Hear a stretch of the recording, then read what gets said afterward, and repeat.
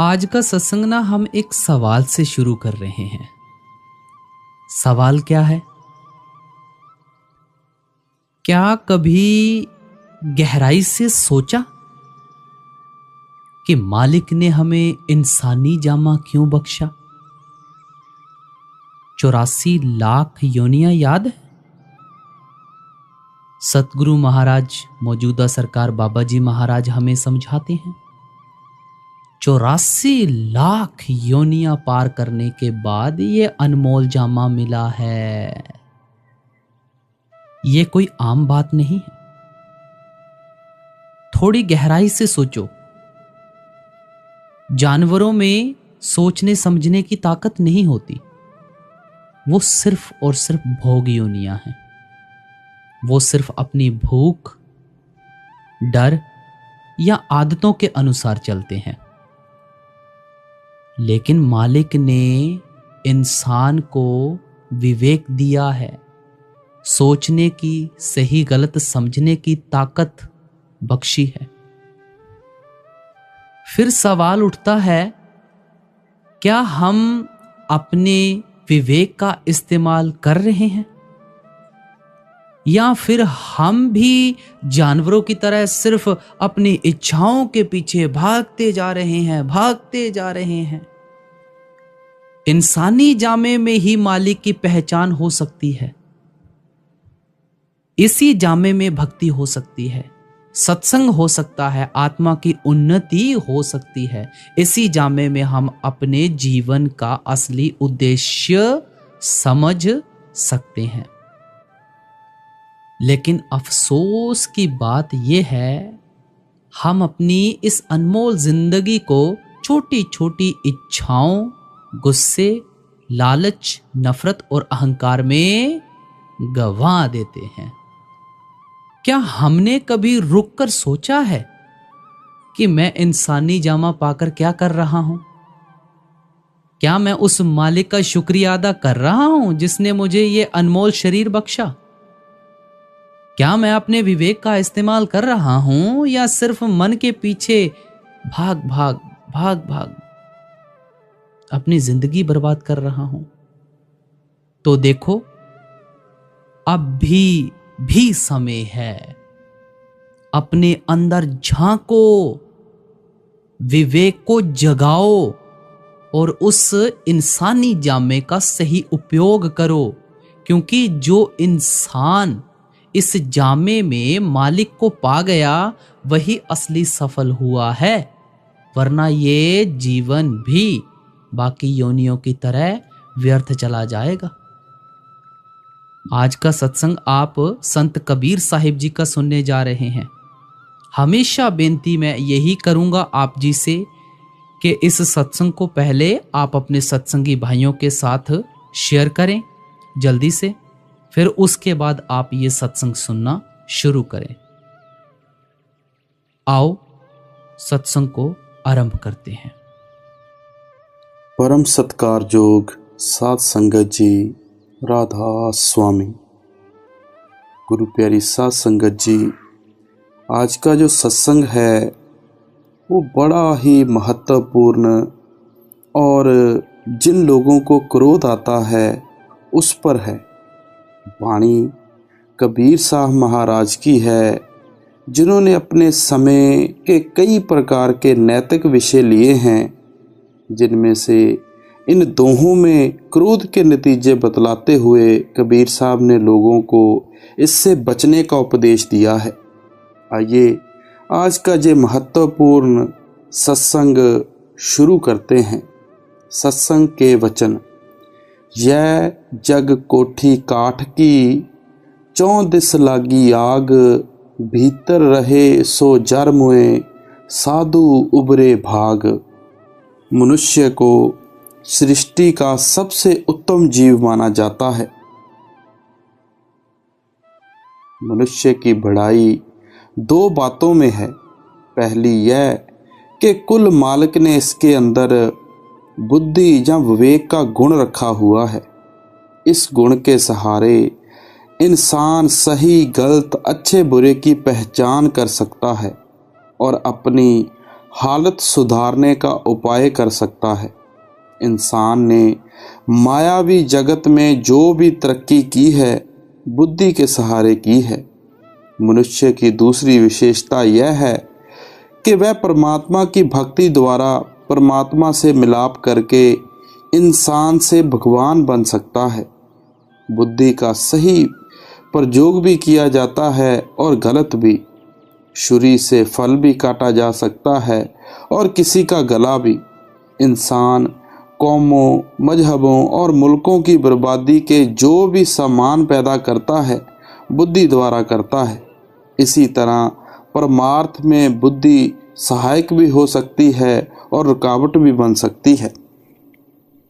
संत महात्मा हमें आत्मा और परमात्मा के रिश्ते के बारे में समझाते हैं। वे आत्मा और परमात्मा के मिलाप के रास्ते में आने वाली रुकावटों का वर्णन करते हैं। वे हमें संसार और इसके शक्लों पदार्थों की असलियत समझाते हैं और परमात्मा से मिलाप के सच्चे मार्ग का ज्ञान देते हैं। यह सब कुछ बुद्धि के स्तर पर होता है। हम ग्रंथों, शास्त्रों में दिए गए उपदेशों को बुद्धि द्वारा ही समझने की कोशिश करते हैं। हम परमेश्वर प्राप्ति के गलत या सही साधन और अधूरे या पूर्ण महात्मा की परख भी बुद्धि द्वारा ही करते हैं। बुद्धि द्वारा सच्चे गुरु की पहचान कर पाना असंभव है, पर शुरू में बुद्धि को संतुष्ट करना जरूरी है। अगर हम बिना पूरी खोज और बुद्धि की तसल्ली के मार्ग और गुरु का चुनाव करते हैं तो मन डावाडोल रहता है और हमारे लिए सही रास्ते पर चलना और तरक्की कर पाना मुश्किल हो जाता है। यह ठीक है कि परमार्थ में सोच, विचार और बुद्धि से काम लेना चाहिए, पर मन बुद्धि की अपनी सीमा है। गुरु नानक देव जी कहते हैं, सहज सियाणपा लख होए ता इक न चले नाल। बुद्धि संसारिक सफलता का साधन बन सकती है, लेकिन अगर हम चाहें कि मन बुद्धि द्वारा अलख, अगम, अथाह, अपार प्रभु को प्राप्त कर लें तो यह संभव नहीं। इसी तरह ग्रंथों, शास्त्रों का अध्ययन हमें परमार्थ के अनेक भेद समझाने में सहायता देता है, पर जब तक हम जो कुछ पढ़ते सुनते हैं उस पर अमल नहीं करते तब तक पढ़ने पढ़ाने का कोई असल लाभ नहीं होता। आप कहते हैं, पढ़िया मूर्ख आखिए जिस लब लोभ अहंकारा। हजरत सुल्तान बाहू समझाते हैं, लख हजार किताबां पढ़ियां जालम नफस ना मरदा हूँ। आप कहते हैं, इश्क अकल विच मंजल भारी सैया कोहां दे पहाड़े हूँ। जिन्ना इश्क खरीद ना कीता दोही जहानी मारे हूँ। परमार्थ में प्रेम, विश्वास, बिरहा और तड़प द्वारा सुरत को अंदर नाम से जोड़कर साक्षात अनुभव प्राप्त करने की बढ़ाई है, बाहरमुखी इल्म अकल की नहीं। गुरु नानक साहब समझाते हैं, अकली पढ़े के बूझिए। बुद्धि का असल उद्देश्य यह है कि जो कुछ भी हम ग्रंथों, शास्त्रों और सत्संग में पढ़ते हैं या सुनते हैं उससे लाभ उठाकर उस परम सत्य को अंतर में प्राप्त करने की कोशिश करें, नहीं तो हमारी बुद्धि व्यर्थ है।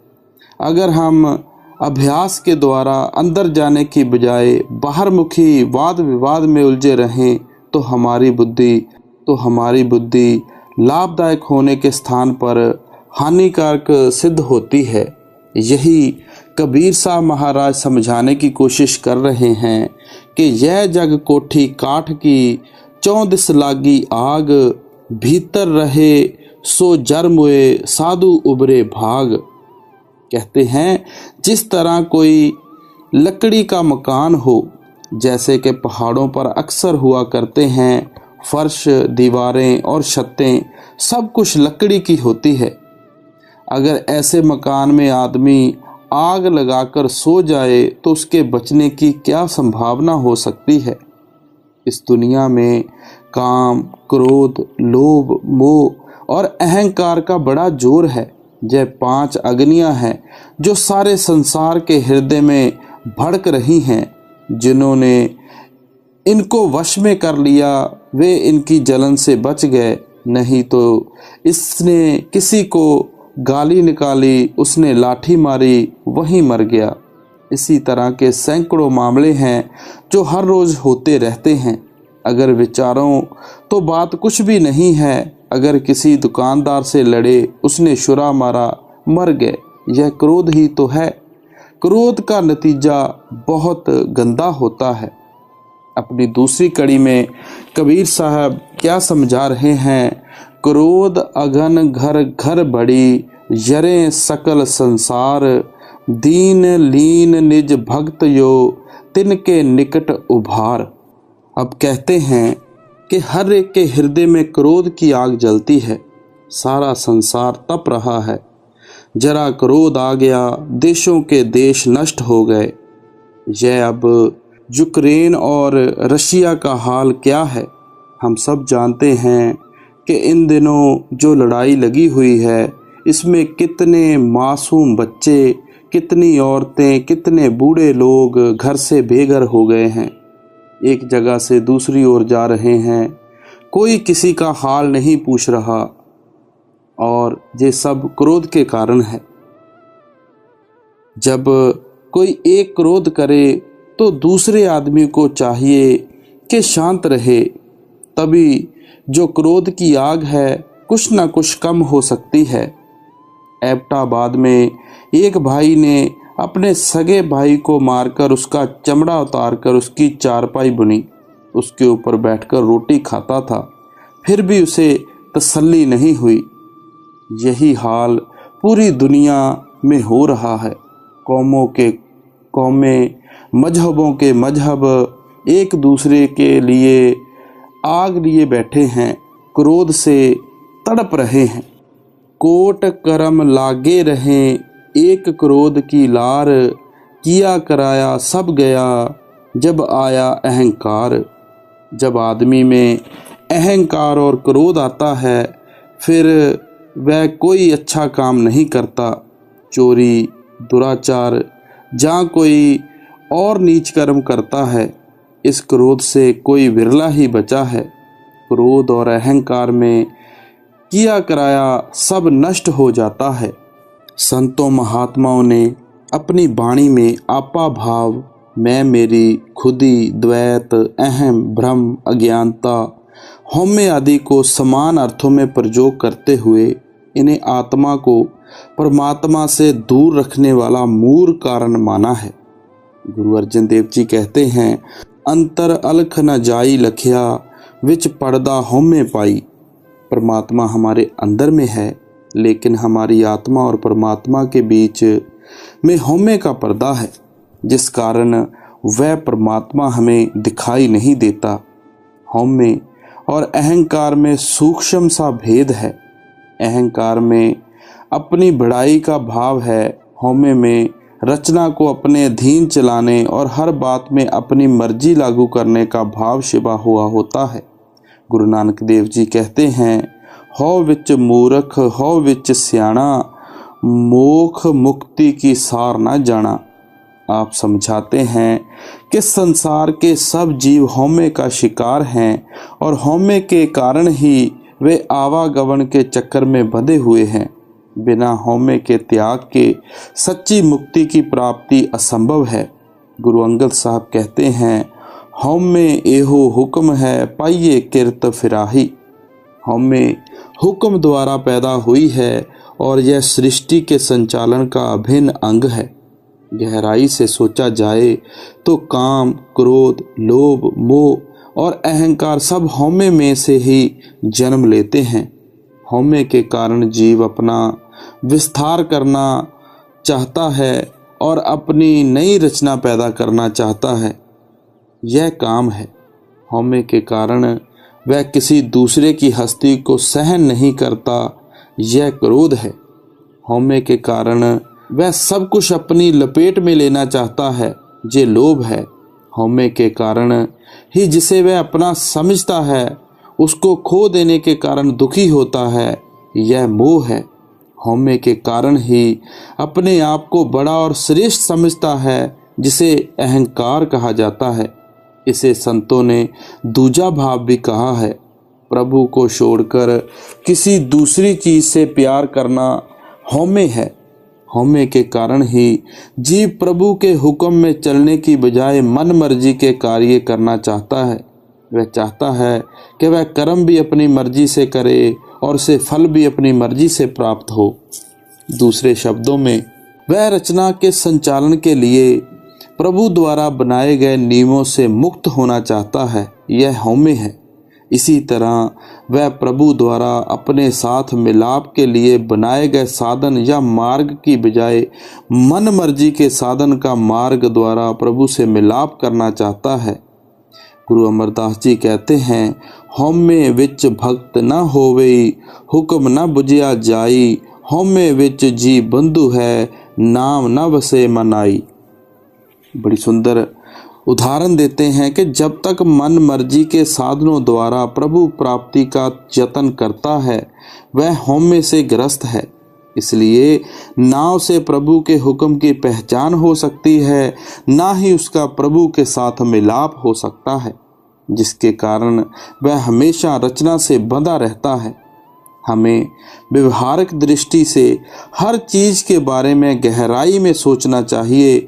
जितना गहराई में जाकर सोचते हैं और जितना हमारे ज्ञान का दायरा विशाल होता है, हौमे का बंधन उतना ढीला होता जाता है। जितना हमारा दायरा छोटा होता है, हम उतना अधिक हौमे का शिकार होते हैं। जब सिर्फ अपने आप को सामने रखते हैं तो अपने आप को बड़ा समझते हैं। जब अपने आप को परिवार के प्रसंग में रखकर देखते हैं तो पहले से छोटे हो जाते हैं। जब स्वयं को देश के प्रसंग में रखकर देखते हैं तो बहुत ही छोटे हो जाते हैं। जब स्वयं को ब्रह्मांड के प्रसंग में रखकर देखते हैं तो हमारी हस्ती रेत के कण से भी छोटी हो जाती है। तब हमें अपनी तुच्छता का ज्ञान होता है। अपनी तुच्छता का विवेक हमारे अंदर हौमे की बजाय नम्रता पैदा करता है। हमें यह समझने का यत्न करना चाहिए कि हम ना अपने रचिता हैं और ना संसार के संचालन में काम कर रहे नियमों के। ना हम अपनी मर्जी से संसार में आए हैं, ना अपनी मर्जी का संसार बना सकते हैं और ना ही इसके संचालन के लिए मन मर्जी के नियम बना सकते हैं। फिर हम हौमे किस बात का करते हैं?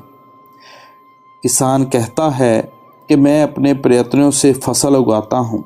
सोचने वाली बात यह है कि जिस धरती में वह बीज बोता है, वह धरती किसने बनाई है?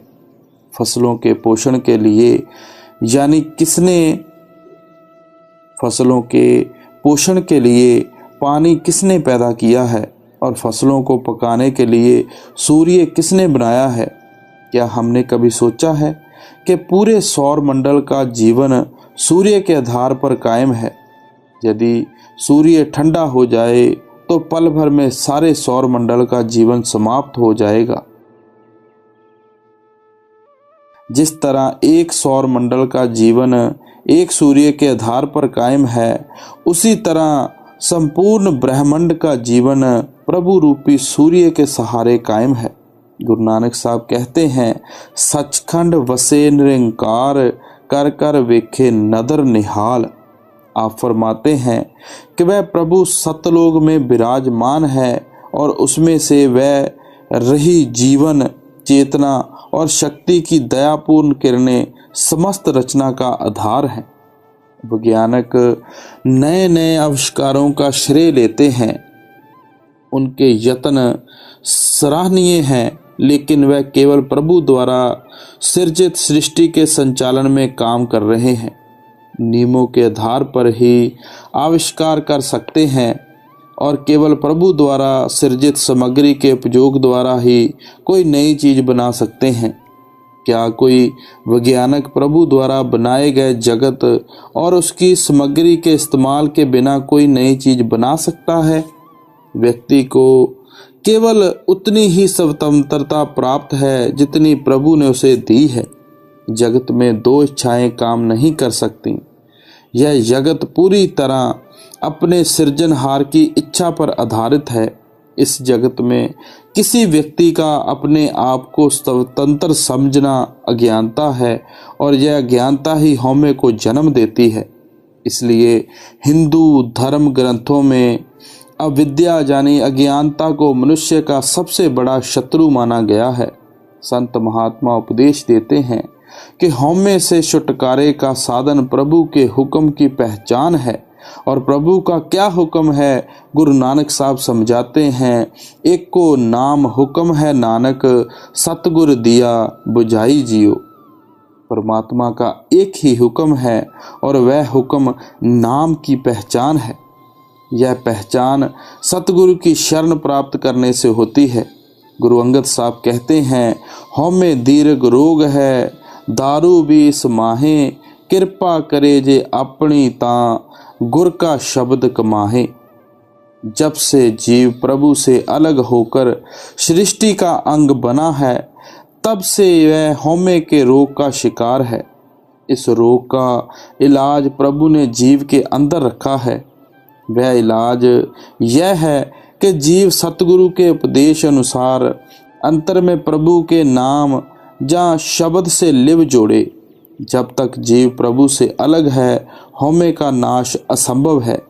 नाम या शब्द प्रभु का रूप है। शब्द में लीन हो जाना ही प्रभु के हुक्म की पालना है और हौमे से मुक्ति का सच्चा साधन है। जगत में धोखा घना, अहम क्रोध और काल, पार पहुंचा मारिए ऐसा जम का जाल। अब जब तक मनुष्य मालिक की दरगाह में ना पहुंच जाए, तब तक दुनिया में इसका कोई भरोसा नहीं कि कब मन रूपी पीर इसे अपना मुरीद बना ले। अगर जरा भी क्रोध आ गया तो गिर गए। बड़े बड़े ऋषि मुनियों को क्रोध ने गिरा दिया। यह बड़ा बली है। क्रोध आदमियों में ही नहीं बल्कि पशुओं में भी है, विशेषकर ऊँटों में और भैंसों में है। एक दफ़ा का जिक्र है, एक ऊँट को मालिक ने मारा। दूसरे दिन वह किसी जगह निश्चिंत बैठा हुआ था। ऊँट ने उसके ऊपर चढ़कर नीचे दबा लिया और मार मार कर उसकी जान निकाल दी। इसी तरह भैंसों में भी बड़ा क्रोध है। इसके हाथों से कई खून प्रतिदिन होते हैं। भीले का एक सत्संगी था जिसको पता था कि उसकी जान उसके पाले हुए भैंसे द्वारा निकलेगी। एक दिन वह भैंसे को तालाब में पानी पिलाने ले गया। रास्ते में उसने भैंसे को छड़ी से मारा। अपने हाथ से उसे नहलाया धुलाया, पानी पिलाकर घर को चला। भैंसे ने उसे टक्कर मारकर नीचे गिरा दिया और सींग मार मार कर उसकी आंतें बाहर निकाल दी। सांपों में भी क्रोध है। एक आदमी सांप को मारने लगा। उस वक्त तो वह बच गया। मौका पाकर सांप ने उस आदमी को डस लिया और वह आदमी मर गया। सो इसी तरह के कई वित्रांत हैं। दसों दिशों में क्रोध की उठी अप्रबल आग, शीतल संगत साध की ताहाँ उबारिये भाग। किसी कामल फकीर की मोहब्बत चाहिए, किसे पूरे गुरु की संगत चाहिए, वे ही इस क्रोध रूपी आग से बचा सकते हैं। शब्द की कमाई करने वाले क्रोध को बर्दाश्त नहीं कर सकते। आम आदमी सहन नहीं कर सकते। जब गुरु अमरदास जी गद्दी पर बैठे तो गुरु अंगद साहब के लड़के ने आकर लात मारी कि मेरे बाप की गद्दी पर तुम क्यों बैठे हो। आगे गुरु अमरदास जी नम्रता के साथ गद्दी से उतर बैठे और गुरु अंगद साहब के लड़के की टांग दबाने लगे और कहने लगे, मैं बूढ़ा हूँ और मेरी हड्डियाँ निकली हुई हैं, कहीं आपको चोट तो नहीं आई। सो संतों में क्रोध नहीं होता। सच्चे परमार्थ के दो अंग हैं, एक अंतर्मुख अभ्यास और दूसरा बाहरी रहनी। बाहरी रहनी में संत महात्माओं ने काम, क्रोध, लोभ, मोह और अहंकार की जगह शील, क्षमा, संतोष, विवेक और नम्रता आदि गुण धारण करने पर बल दिया है। इसके साथ ही उन्होंने जीव दया और अहिंसा पर भी बल दिया है। जब तक हम अपने अंदर इन गुणों को धारण नहीं करते, हम अंतर्मुख अभ्यास में भी तरक्की नहीं कर सकते। दया क्या है? किसी के दुख को सुनना, उसको समझना, उसमें शामिल होना और उसको दूर करने का यत्न करना दया है। दयालु व्यक्ति दूसरों के दुख दूर करने का यत्न करता है, क्योंकि दूसरों को दुखी देखकर उसे दुख होता है। संत महात्मा समझाते हैं कि दया और अहिंसा परमार्थ की नींव है। हिंसा या जुल्म और सच्चा परमार्थ दिन और रात की तरह हैं। यह दोनों कभी इकट्ठे नहीं हो सकते। दया धर्म का मूल है। जहाँ दया तहाँ धर्म। आदि महात्माओं से पता चलता है कि संतों महात्माओं ने दया भाव पर कितना जोर दिया है। हजूर स्वामी जी महाराज उपदेश देते हैं, कोमल चित्त दया मन धारो, परमार्थ का खोज लगाना। जानी, अगर तुम सच्चे परमार्थी बनना चाहते हो तो सबसे पहले अपना मन कोमल बनाओ और इसमें दया की भावना पैदा करो। पूर्व संतों ने समझाया है कि प्रभु सर्वव्यापक है और हर जीव के अंदर समाया हुआ है। एक तरफ उस प्रभु को सर्वव्यापक कहना तो दूसरी तरफ उसके बनाए जीवों पर अत्याचार करना, उनका दिल दुखाना परस्पर विरोधी बातें हैं। गुरु नानक देव जी कहते हैं, निर्दया नहीं ज्योत उजाला। निर्दयी के मन में कभी परमात्मा की ज्योत प्रकट नहीं हो सकती। बाबा फरीद जी का फरमान है, फरीदा खालक खलक में खलक बसे रब माहे। आप एक जगह अपने कलाम में फरमाते हैं, एक फिक्का ना गलाई सबना में सच्चा धनी, हियाओ ना कही ठाई मानक सब अमोलवे, सबना मन मानक थाणो मूल म चगवा, जे तो पिरिया दी सिक हियाओ ना ठाहे कहीदा। आप सबना में सच्चा धनी और जेतु पिरिया दी सिक हियाओ ना ठाहे कहीदा का उपदेश दे रहे हैं। हर घट में परमात्मा को समाया हुआ देखो, और अगर परमात्मा को पाना चाहते हो तो किसी का दिल ना दिखाओ। लोगों को दुख ना देना और लोगों का दुख दूर करना दया भाव के अटूट अंग हैं। संतों महात्माओं ने 3 प्रकार की हिंसा मानी है, मन, वचन या कर्म द्वारा किसी को दुख पहुंचाना। बौद्ध धर्म, जैन धर्म, ईसाई मत, हिंदू धर्म आदि सब में ही जीव हिंसा की निंदा की गई है। कबीर साहब सावधान करते हैं, जो सब मैं इक खुदाई कहत हो तो क्यों मुर्गी मारे। आप एक अन्य प्रसंग में कहते हैं, जी बदो सो धर्म कर थापू अधुरम कहो कत भाई, आपस को मुनिवर कर थापो का को कहो कमाई। अगर जीव हत्या धर्म है तो अधर्म क्या है? अगर जीव हत्या करने वाला व्यक्ति धर्मात्मा है तो कसाई कौन है? हजरत ईसा फरमाते हैं, thou shall not kill, जाने तू किसी जीव की हत्या मत कर। स्पष्ट है कि अहिंसा और दया भाव परमार्थी रहने का महत्वपूर्ण अंग है। इन गुणों के बिना रूहानी तरक्की कर सकना कठिन ही नहीं, असंभव है। गार अंगारा क्रोध झल निंदा धुआं होए, इन तीनों को पर हरे साध कहावे सोए। अब कहते हैं कि जो गाली गलोच है वह तो आग की चिंगारी, और जो क्रोध है वह है जंगल, जो हर समय तैयार है कि चिंगारी पड़े और आग भड़क उठे। 10 इधर से आए, 10 उधर से आए, एक ने गाली दी, दूसरे ने डंडा उठा लिया, खूब लड़ाई हुई। बाद में चाहे लोगों ने छुड़ा दिया, लेकिन धुआं तो फिर भी रह गया। एक ने उसकी बात कही, दूसरे ने उसकी चुगली की। इस तरह निंदा का धुआं सुलगता ही रहा। कबीर साहब कहते हैं कि अभ्यासी वह है जो इन तीनों से बचा रहे। कबुद कमानी चढ़ रही, कुटल बचन का तीर, भर भर मारे कान में साले सकल शरीर। बेवकूफ़ी कमान है और कड़वे वचन उसके तीर हैं। जब क्रोध आया, यह तीर सीधे कान में लगे। इसके द्वारा ना केवल कलेजा ही जला, बल्कि उसने सारे शरीर को सुलगा सुलगा कर जला दिया। कुटिल बचन सबसे बुरा, यार करे तनशार, साध बचन जल रूप हैं, बहसे अमृत धार। कड़वे वचन सबसे बुरे हैं। इसके कारण सैकड़ों लड़ाइयाँ हुई, झगड़े हुए। कोई बिरला गुरमुख ही ऐसे कड़वे वचन सुनकर सहन कर सकता है। और एक जगह कबीर साहब कहते हैं, बोल कबोल साधु सहे, अवर से सहा न जाए।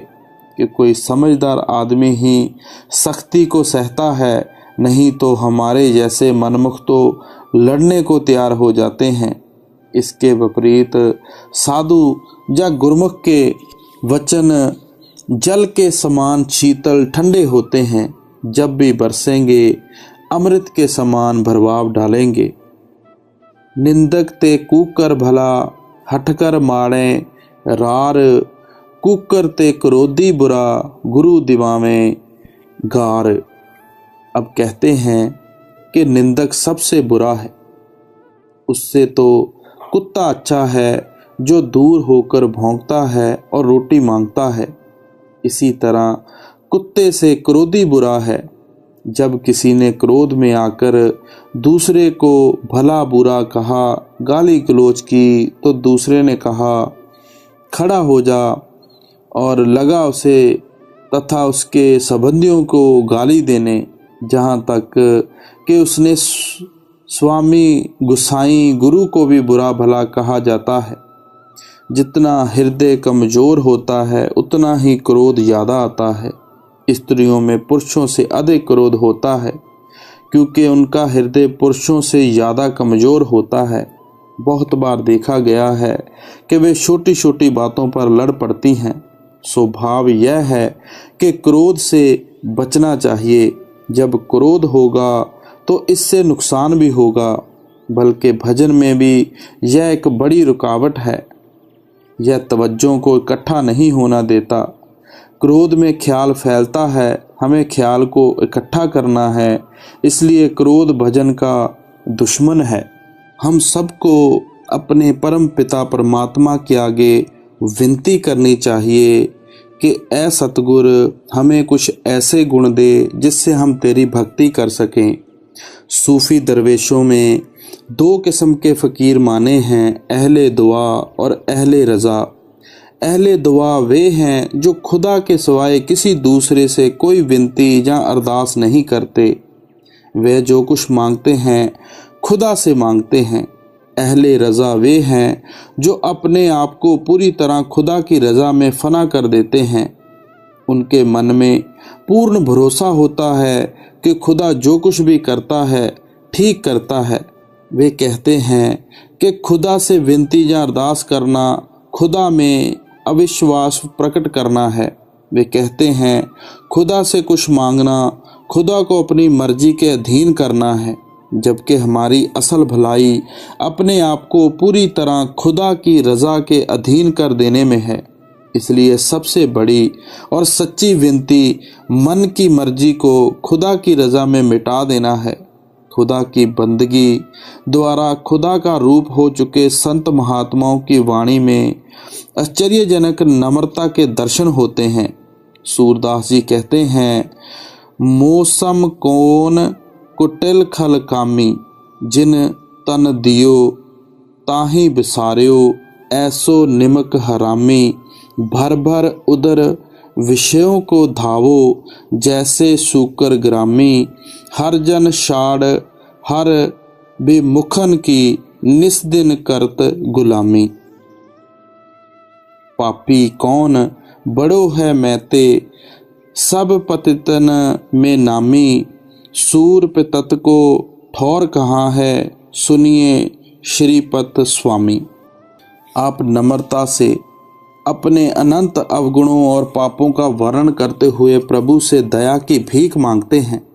संत महात्माओं की नम्रता और उनकी वाणी में दिखाई देते विनती और प्रार्थना के भाव जिज्ञासुओं और साधकों के लिए यह आदर्श कायम करते हैं कि आपको अपनी करनी और रहनी का मान त्याग कर बार बार उस कृपालु प्रभु और उसके साक्षात रूप संत सतगुरु से दया की भीख मांगनी चाहिए।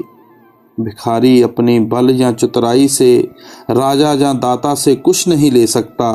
वह नम्रता पूर्वक विनती करता है, वह बार बार दया के लिए पुकार करता है।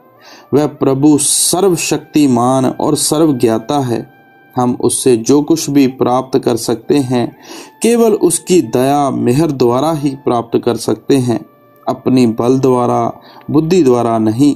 इसलिए परमार्थ को अति दीन और निर्बल भिखारी की तरह उस प्रभु रूपी शहंशाह के आगे अरदास करनी चाहिए। वह प्रभु दया और प्रेम की मूर्त है। वह घट घट की जानने वाला है। हमारा हृदय धन दौलत यौवन सुंदरता राजपाट की शक्ति कुल और जात आदि के अभिमान के कारण मलिन हो चुका है।